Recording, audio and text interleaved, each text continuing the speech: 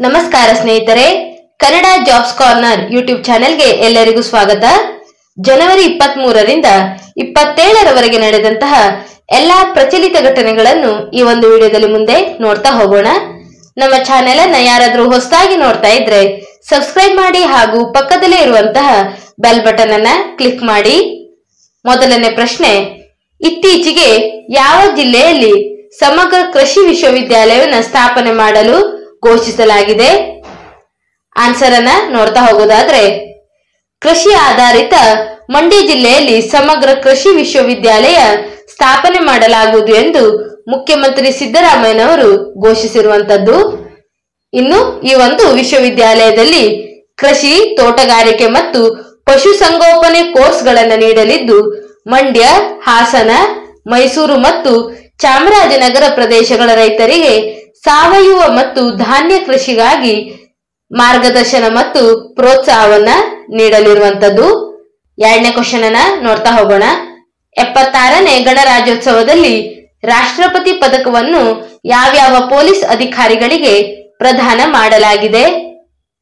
Answer ಅನ್ನ ನೋಡ್ತಾ ಹೋಗೋದಾದ್ರೆ, 2025ರ ಗಣರಾಜ್ಯೋತ್ಸವ ದಿನಾಚರಣೆಯ ಪ್ರಯುಕ್ತ ಕರ್ನಾಟಕದ 21 ಪೊಲೀಸ್ ಅಧಿಕಾರಿಗಳಿಗೆ ರಾಷ್ಟ್ರಪತಿ ಪದಕವನ್ನ ಪ್ರದಾನ ಮಾಡಿರುವಂತದ್ದು.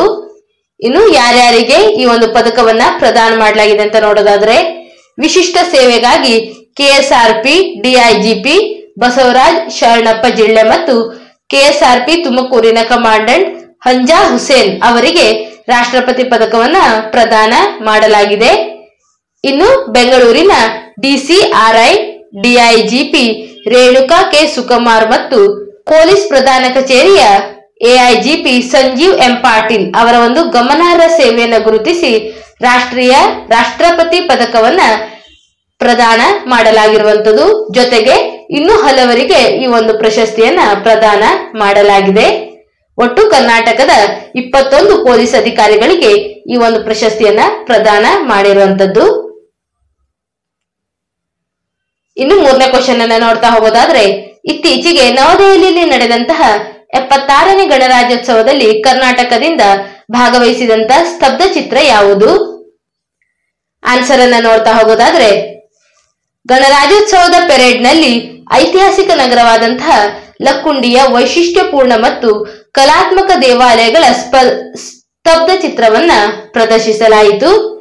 ಇನ್ನು ಈ ಒಂದು ಸ್ತಬ್ಧ ಚಿತ್ರದ ವಿಶೇಷತೆ ಏನು ಅಂತ ನೋಡೋದಾದ್ರೆ, ಕರ್ನಾಟಕದ ಗದಗ ಜಿಲ್ಲೆಯ ಲಕ್ಕುಂಡಿಯನ್ನ ಅದರ ಅದ್ಭುತ ಕಲ್ಲಿನ ವಾಸ್ತುಶಿಲ್ಪಕ್ಕಾಗಿ ಶಿಲ್ಪಕಲೆಯ ತೊಟ್ಟಿಲು ಎಂದು ಕರೆಯಲಾಗುತ್ತದೆ. ಇನ್ನು ಇಲ್ಲಿನ ಸುಂದರವಾದಂತಹ ದೇವಾಲಯಗಳು, ಮೆಟ್ಟಿಲು ಬಾವಿಗಳು ಮತ್ತು ಚಾಲುಕ್ಯ ರಾಜವಂಶದ ಶಾಸನಗಳಿಗೆ ನೆಲೆಯಾಗಿದೆ. ಇನ್ನು ಎರಡನೇ ಪಾಯಿಂಟ್ ಅನ್ನ ನೋಡ್ತಾ ಹೋಗೋದಾದ್ರೆ, 10ರಿಂದ 12ನೇ ಶತಮಾನದ ನಡುವೆ ಲಕ್ಕುಂಡಿ ಒಂದು ದೊಡ್ಡ ವಾಣಿಜ್ಯ ಕೇಂದ್ರವಾಗಿತ್ತು. ಈ ನಗರವು ಹಲವಾರು ರಾಜವಂಶಗಳಿಂದ ಆಳಲ್ಪಟ್ಟಿತ್ತಾದರೂ ಅವುಗಳಲ್ಲಿ ಅತ್ಯಂತ ಪ್ರಮುಖವಾದದ್ದು ಚಾಲುಕ್ಯರ ರಾಜವಂಶ. ಇನ್ನು ಮೂರನೇ ಪಾಯಿಂಟ್, ಇದು 50 ದೇವಾಲಯಗಳನ್ನು ಹೊಂದಿದ್ದು ಅವುಗಳಲ್ಲಿ ಹೆಚ್ಚಿನವು ಶಿವನಿಗೆ ಸಮರ್ಪಿತವಾಗಿದೆ. 101 ಮೆಟ್ಟಿಲು ಬಾವಿಗಳು ಮತ್ತು 29 ಶಾಸನಗಳು ಇಲ್ಲಿವೆ. ಇನ್ನು 4ನೇ ಪಾಯಿಂಟ್ ನೋಡೋದಾದ್ರೆ, ಸ್ತಬ್ಧ ಚಿತ್ರದ ಮುಂಭಾಗವು ಬ್ರಹ್ಮಜಿನಾಲಯ ದೇವಸ್ಥಾನದ ಬ್ರಹ್ಮನ ಪ್ರತಿಮೆಯನ್ನ ಹೊಂದಿದೆ. ಇದು ಲಕ್ಕುಂಡಿಯಲ್ಲಿರುವಂತಹ ಅತ್ಯಂತ ಹಳೆಯ ಜೈನ ದೇವಾಲಯವಾಗಿದ್ದು ಭಗವಾನ್ ಮಹಾವೀರನಿಗೆ ಸಮರ್ಪಿತವಾಗಿರುವಂತದ್ದು. ಇನ್ನು ಈ ಒಂದು ಸ್ತಬ್ಧ ಚಿತ್ರದ ಮುಖ್ಯ ವಿಭಾಗವು ಭವ್ಯವಾದ ಮತ್ತು ಅಲಂಕೃತವಾದ ಕಾಶಿ ವಿಶ್ವೇಶ್ವರ ದೇವಸ್ಥಾನ ಮತ್ತು ಶಿವನಿಗೆ ಸಮರ್ಪಿತವಾದ ನನ್ನೇಶ್ವರ ದೇವಸ್ಥಾನವನ್ನು ಸಹ ಪ್ರದರ್ಶಿಸುತ್ತದೆ. ಇದು ಗದಗದ ಲಕ್ಕುಂಡಿ ಸ್ತಬ್ಧ ಚಿತ್ರದ ಒಂದು ವಿಶೇಷತೆ ಆಗಿರುವಂತದ್ದು. ಇನ್ನು 4ನೇ ಕ್ವಶನ್ ಅನ್ನು ನೋಡೋದಾದ್ರೆ, ಇತ್ತೀಚೆಗೆ ಭಾರತೀಯ ಸೇನಾಪಡೆಯ ಯಾವ ತಂಡವು ಅತಿ ಎತ್ತರದ ಮಾನವ ಪಿರಮಿಡ್ ಬಳಸಿ ವಿಶ್ವ ದಾಖಲೆಯನ್ನ ಮಾಡಿದೆ? ಆನ್ಸರ್ ಅನ್ನ ನೋಡೋದಾದ್ರೆ, ದೆಹಲಿಯ ವಿಜಯ್ ಚೌಕ್ ನಲ್ಲಿ ನಡೆದಂತಹ ಭಾರತೀಯ ಸೇನೆಯ ಮೋಟಾರ್ ಸೈಕಲ್ ಸ್ಟಂಟ್ ನ ಡೇರ್ ಡೆವಿಲ್ಸ್ ಈ ಒಂದು ತಂಡವು ಅತಿ ಎತ್ತರದ ಮಾನವ ಪಿರಮಿಡ್ ಬಳಸಿ ವಿಶ್ವ ದಾಖಲೆಯನ್ನ ಮಾಡಿರುವಂತದ್ದು. 7 ಬುಲೆಟ್ ಮೋಟಾರ್ ಸೈಕಲ್ಗಳಲ್ಲಿ ಒಟ್ಟು 40 ಯೋಧರು 20.4 ಅಡಿಗಳಷ್ಟು ಎತ್ತರದ ಪಿರಾಮಿಡ್ ಅನ್ನು ರಚಿಸಿ ವಿಜಯ್ ಚೌಕ್ನಿಂದ ಇಂಡಿಯಾ ಗೇಟ್ ವರೆಗೆ ಕರ್ತವ್ಯ ಪಥದಲ್ಲಿ 2 ಕಿಲೋಮೀಟರ್ ಸಾಗಿ ವಿಶ್ವ ದಾಖಲೆಯನ್ನ ಮಾಡಿದೆ. ಇನ್ನು ಈ ಒಂದು ಡೇರ್ ಡೆವಿಲ್ಸ್ ತಂಡ ಈವರೆಗೆ ಒಟ್ಟು 33 ವಿಶ್ವ ದಾಖಲೆಗಳನ್ನ ಮಾಡಿರುವಂತದ್ದು. ಇನ್ನು 5ನೇ ಕ್ವಶನ್ ಅನ್ನು ನೋಡೋದಾದ್ರೆ, ಇತ್ತೀಚೆಗೆ ಮಾತೃತ್ವ ಸುರಕ್ಷಾ ಅಭಿಯಾನದಡಿ ಆರೋಗ್ಯ ಇಲಾಖೆಯು ಕೈಗೊಂಡ ಮಹತ್ವದ ಕ್ರಮಗಳು ಯಾವುದು? ಆನ್ಸರ್ ಅನ್ನ ನೋಡ್ತಾ ಹೋಗೋಣ. ಮಾತೃತ್ವ ಸುರಕ್ಷಾ ಅಭಿಯಾನವನ್ನ ರಾಜ್ಯದಲ್ಲಿ ದೊಡ್ಡ ಮಟ್ಟದಲ್ಲಿ ನಡೆಸಲು ಆರೋಗ್ಯ ಇಲಾಖೆ ಮುಂದಾಗಿದೆ. ಇನ್ನು ಪ್ರತಿ ತಿಂಗಳು 9 ಹಾಗೂ 24ನೇ ತಾರೀಕಿನಂದು 2 ಬಾರಿ ಗರ್ಭಿಣಿಯರ ಒಂದು ಉಚಿತ ಆರೋಗ್ಯ ತಪಾಸಣೆಯನ್ನ ನಡೆಸಲಿರುವಂತದ್ದು. ಇನ್ನು ರಾಯಚೂರಿನ ತಾಯಿ ಮತ್ತು ಮಕ್ಕಳ ಆಸ್ಪತ್ರೆ ಆವರಣದಲ್ಲಿ ಗರ್ಭಿಣಿಯರಿಗಾಗಿಯೇ ಬೃಹತ್ ಉಚಿತ ಆರೋಗ್ಯ ಶಿಬಿರವನ್ನು ಸಹ ಹಮ್ಮಿಕೊಂಡಿತ್ತು. ಇದು ಈ ಒಂದು ಮಾತೃತ್ವ ಸುರಕ್ಷಾ ಅಭಿಯಾನದಡಿ ಕೈಗೊಂಡಂತಹ ಕಾರ್ಯಕ್ರಮಗಳಾಗಿರುತ್ತವೆ. 6ನೇ ಕ್ವಶನ್ ಅನ್ನು ನೋಡೋದಾದ್ರೆ, ಕರ್ನಾಟಕ ಸುವರ್ಣ ಮಹೋತ್ಸವದ ಹಿನ್ನೆಲೆಯಲ್ಲಿ ಎಲ್ಲಿ ಕಂಚಿನ ಪ್ರತಿಮೆಯನ್ನ ಉದ್ಘಾಟನೆ ಮಾಡಲಾಯಿತು? ಆನ್ಸರ್ ಅನ್ನ ನೋಡ್ತಾ ಹೋಗೋದಾದ್ರೆ, ಕರ್ನಾಟಕ ಸುವರ್ಣ ಮಹೋತ್ಸವದ ಹಿನ್ನೆಲೆಯಲ್ಲಿ ಹೆಸರಾಯಿತು ಕರ್ನಾಟಕ ಹಾಗೂ ಉಸಿರಾಗಲಿ ಕನ್ನಡ ಎಂಬ ಶೀರ್ಷಿಕೆಯಡಿ ವರ್ಷವಿಡೀ ರಾಜ್ಯಾದ್ಯಂತ ಹಲವು ಕಾರ್ಯಕ್ರಮಗಳನ್ನ ಆಯೋಜನೆ ಮಾಡಲಾಗಿತ್ತು. ವಿಧಾನಸೌಧದ ಪಶ್ಚಿಮ ದ್ವಾರದಲ್ಲಿ ಭುವನೇಶ್ವರಿ ದೇವಿಯ ಕಂಚಿನ 25 ಅಡಿ ಎತ್ತರದ ಪ್ರತಿಮೆಯನ್ನ ಪ್ರತಿಷ್ಠಾಪನೆ ಮಾಡಲಾಯಿತು. ಇನ್ನು ನಾಡದೇವಿ ಪ್ರತಿಮೆಯ ಹಿಂದೆ ಕರ್ನಾಟಕ ನಕ್ಷೆ ಹಾಗೂ ಉಬ್ಬು ಶಿಲ್ಪ ಇರುವಂತದ್ದು. ಇನ್ನು ಮುಂಭಾಗದಲ್ಲಿ ಭೌಗೋಳಿಕ ನಕ್ಷೆ ಇದ್ದರೆ ಹಿಂಬದಿಯಲ್ಲಿ ನಾಡಗೀತೆಯನ್ನ ಕೆತ್ತಲಾಗಿದೆ.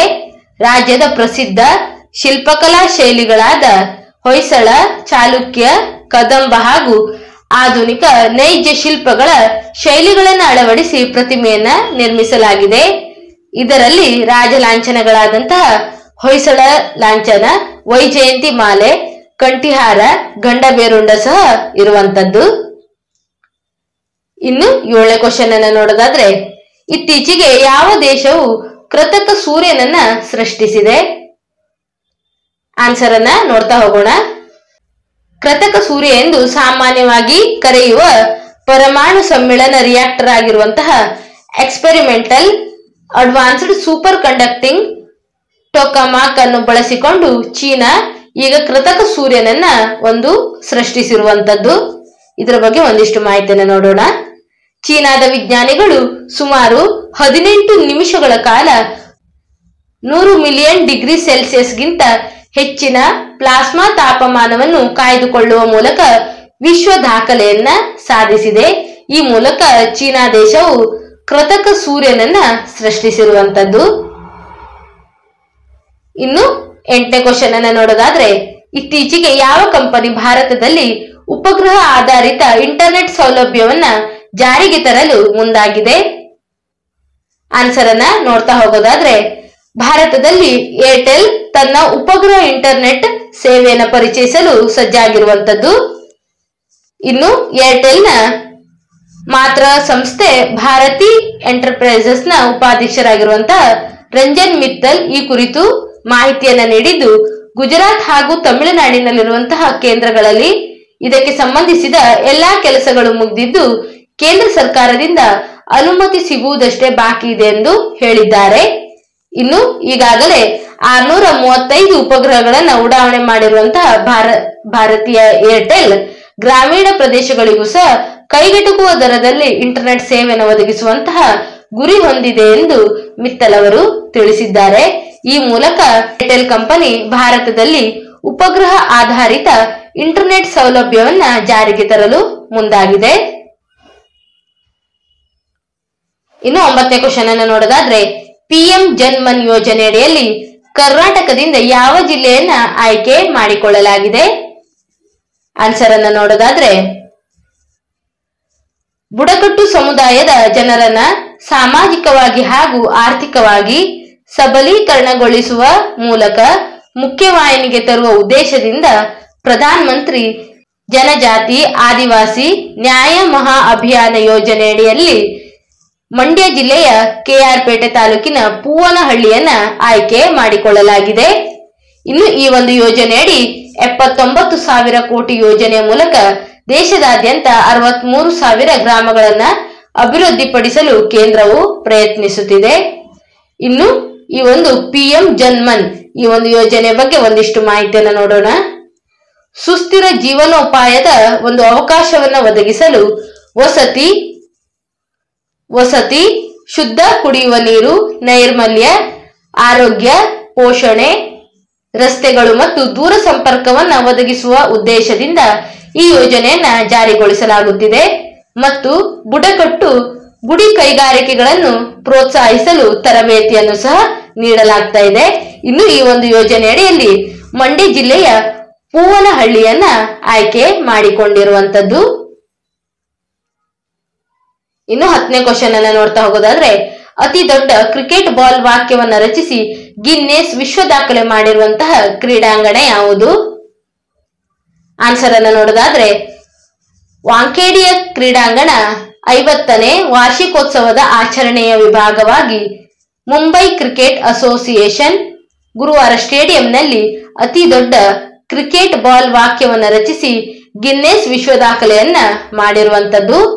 ಇನ್ನು ವಾಂಖೇಡಿಯ ಕ್ರೀಡಾಂಗಣದಲ್ಲಿ 1975ರಲ್ಲಿ ಆಡಿದಂತಹ ಕ್ರೀಡಾಂಗಣದ ಮೊದಲ ಅಂತಾರಾಷ್ಟ್ರೀಯ ಪಂದ್ಯದ ವಾರ್ಷಿಕೋತ್ಸವದಂದು ಈ ಒಂದು ದಾಖಲೆಯನ್ನ ರಚಿಸಲಾಯಿತು. ಮುಂಬೈ ಕ್ರಿಕೆಟ್ ಅಸೋಸಿಯೇಷನ್ ಈ ಒಂದು ದಾಖಲೆಯನ್ನು ಆ ಪಂದ್ಯದಲ್ಲಿ ಶತಕ ಗಳಿಸಿದಂತಹ ದಿವಂಗತ ಏಕನಾಥ್ ಸೋಲ್ಕರ್ ಮತ್ತು ಕ್ರೀಡೆಗೆ ಅಸಾಧಾರಣ ಕೊಡುಗೆಗಳನ್ನು ನೀಡಿದಂತಹ ಮುಂಬೈನ ಇತರ ಅಗಲಿದ ಆಟಗಾರರಿಗೆ ಸಮರ್ಪಿಸಿದೆ. ಇನ್ನು 50 ಇಯರ್ ಆಫ್ ವಾಂಖೇಡೆ ಸ್ಟೇಡಿಯಂ ಎಂಬ ಇಂಗ್ಲಿಷ್ ವಾಕ್ಯವನ್ನು 14,505 ಲೆದರ್ ಬಾಲ್ಗಳನ್ನು ಬಳಸಿ ಬರೆಯುವ ಮೂಲಕ MCA ಒಂದು ವಿಶಿಷ್ಟ ಗಿನ್ನೆಸ್ ದಾಖಲೆಯನ್ನ ಬರೆದಿದೆ. ಇನ್ನು 11ನೇ ಕ್ವಶನ್ ಅನ್ನ ನೋಡ್ತಾ ಹೋಗೋದಾದ್ರೆ, ಇತ್ತೀಚೆಗೆ ಕರ್ನಾಟಕ ಚಲನಚಿತ್ರ ವಾಣಿಜ್ಯ ಮಂಡಳಿಯು ಮಹಿಳೆಯರ ಸುರಕ್ಷತೆಗಾಗಿ ರಚಿಸಿರುವಂತಹ ಸಮಿತಿ ಯಾವುದು? ಆನ್ಸರ್ ಅನ್ನ ನೋಡ್ತಾ ಹೋಗೋಣ.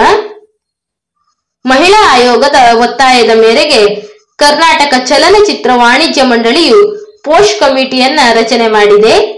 ರಾಜ್ಯದಲ್ಲಿ ಮೀಟು, ಕಾಸ್ಟಿಂಗ್ ಕೌಚ್ ಪ್ರಕರಣಗಳು ಸದ್ದು ಮಾಡಿದ ಹಿನ್ನೆಲೆಯಲ್ಲಿ ಎಲ್ಲದಕ್ಕೂ ಕಡಿವಾಣ ಹಾಕಲು 7 ಸದಸ್ಯರಿರುವಂತಹ ಆಂತರಿಕ ಕಮಿಟಿಯನ್ನ ರಚನೆ ಮಾಡಲಾಗಿರುವಂತದ್ದು.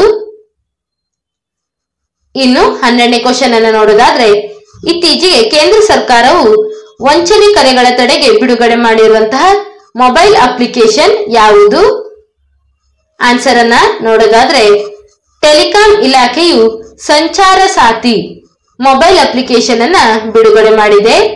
ಇದು ಯಾವುದೇ ಶಂಕಿತ ವಂಚನೆ ಸಂವಹನಗಳನ್ನ ಸುಲಭವಾಗಿ ವರದಿ ಮಾಡಲು ಸಾರ್ವಜನಿಕರಿಗೆ ತಮ್ಮ ಮೊಬೈಲ್ ಫೋನ್ ಕರೆ ಲಾಗ್ಗಳಿಂದ ನೇರವಾಗಿ ಫ್ಲಾಗ್ ಮಾಡಲು ಅನುಕೂಲವನ್ನ ಮಾಡಿಕೊಡುತ್ತದೆ. ಇನ್ನು 13ನೇ ಕ್ವಶನ್ ಅನ್ನ ನೋಡೋದಾದ್ರೆ, ಇತ್ತೀಚೆಗೆ ಮೊದಲ ಬಾರಿಗೆ ಕರ್ನಾಟಕ ರಾಜ್ಯದಲ್ಲಿ ಅರಣ್ಯ ಇಲಾಖೆಯು ಯಾವ ಸಮೀಕ್ಷೆಯನ್ನು ನಡೆಸಲು ಮುಂದಾಗಿದೆ? ಅರಣ್ಯ ಪ್ರದೇಶದಲ್ಲಿ ಯಾವೆಲ್ಲ ಪ್ರಭೇದದ ಪಕ್ಷಿಗಳಿವೆ ಎಂಬುದನ್ನು ಅರಿಯಲು ರಾಜ್ಯದಲ್ಲೇ ಮೊದಲ ಬಾರಿಗೆ ಪಕ್ಷಿಗಳ ಸಮೀಕ್ಷೆ ನಡೆಸಲು ಅರಣ್ಯ ಇಲಾಖೆ ನಿರ್ಧರಿಸಿದ್ದು, ಬರುವ ಫೆಬ್ರವರಿ 1 ಮತ್ತು 2ರಂದು ಮಲೆ ಮಹದೇಶ್ವರ ಬೆಟ್ಟ ವನ್ಯಜೀವಿ ಧಾಮದಲ್ಲಿ ಈ ಒಂದು ಪಕ್ಷಿ ಸಮೀಕ್ಷೆ ಅನ್ನೋದು ನಡೆಯುವಂತದ್ದು. ಇನ್ನು 14ನೇ ಕ್ವಶನ್ ಅನ್ನ ನೋಡೋದಾದ್ರೆ, 2025ರಲ್ಲಿ ಚೀನಾದಲ್ಲಿ ನಡೆಯುವಂತಹ 4ನೇ ಬ್ಯಾಡ್ಮಿಂಟನ್ ಏಷ್ಯಾ ಮಿಶ್ರ ತಂಡ ಚಾಂಪಿಯನ್ಶಿಪ್ ನಲ್ಲಿ ಭಾರತ ತಂಡವನ್ನ ಮುನ್ನಡೆಸುವವರು ಯಾರು? ಆನ್ಸರ್ ಅನ್ನ ನೋಡೋದಾದ್ರೆ, 11ರಿಂದ 19 ಫೆಬ್ರವರಿ 2025ರಿಂದ ಚೀನಾದ ಕಿಂಗ್ಡಾವೋದಲ್ಲಿ ನಡೆಯಲಿರುವಂತಹ 4ನೇ ಬ್ಯಾಡ್ಮಿಂಟನ್ ಏಷ್ಯಾ ಮಿಶ್ರ ತಂಡ ಚಾಂಪಿಯನ್ಶಿಪ್ಗಾಗಿ 14 ಸದಸ್ಯರ ಭಾರತ ತಂಡವನ್ನ ಪ್ರಕಟಿಸಿರುವಂತದ್ದು. ಇನ್ನು ಭಾರತ ತಂಡವನ್ನ PV ಸಿಂಧು ಮತ್ತು ಲಕ್ಷ್ಯ ಸೇನ್ ಅವರು ಮುನ್ನಡೆಸಲಿದ್ದಾರೆ. ಇನ್ನು 15ನೇ ಕ್ವಶನ್ ಅನ್ನು ನೋಡೋದಾದ್ರೆ, 2025ರ ಆಸ್ಟ್ರೇಲಿಯನ್ ಓಪನ್ ಪುರುಷರ ಸಿಂಗಲ್ಸ್ ವಿಭಾಗದಲ್ಲಿ ಪ್ರಶಸ್ತಿಯನ್ನು ಗೆದ್ದವರು ಯಾರು? ಆನ್ಸರ್ ಅನ್ನು ನೋಡೋದಾದ್ರೆ ಮೆಲ್ಬೋರ್ನ್ ನಲ್ಲಿ ನಡೆದಂತಹ ಆಸ್ಟ್ರೇಲಿಯನ್ ಓಪನ್ ಪ್ರಶಸ್ತಿಯನ್ನ ವಿಶ್ವದ ನಂಬರ್ 1 ಆಟಗಾರ ಜಾನಿಕ್ ಸಿನ್ನರ್ ವಿಶ್ವದ ನಂಬರ್ 2 ಅಲೆಕ್ಸಾಂಡರ್ ಝವೆರೆವ್ ವಿರುದ್ಧ ಗೆದ್ದುಕೊಂಡಿದ್ದಾರೆ. ಇದು 1992 ಮತ್ತು 1993ರಲ್ಲಿ ಜಿಮ್ ಕೊರಿಯರ್ ನಂತರ ಸತತ 2 ಬಾರಿ ಟ್ರೋಫಿಯನ್ನು ಗೆದ್ದಂತಹ ಅತ್ಯಂತ ಕಿರಿಯ ಆಟಗಾರ ಎಂಬ ಹೆಗ್ಗಳಿಕೆಗೂ ಸಹ ಇವರು ಪಾತ್ರರಾಗಿರುವಂತದ್ದು. ಏನಾದರೂ ಡೌಟ್ಸ್ ಇದ್ದರೆ ಕಮೆಂಟ್ ಬಾಕ್ಸಿನಲ್ಲಿ ಕಮೆಂಟ್ ಮಾಡಿ. ಇನ್ನೂ ಹೆಚ್ಚಿನ ಮಾಹಿತಿಗಾಗಿ ನಮ್ಮ ಚಾನೆಲ್ ಅನ್ನು ಸಬ್ಸ್ಕ್ರೈಬ್ ಮಾಡಿ.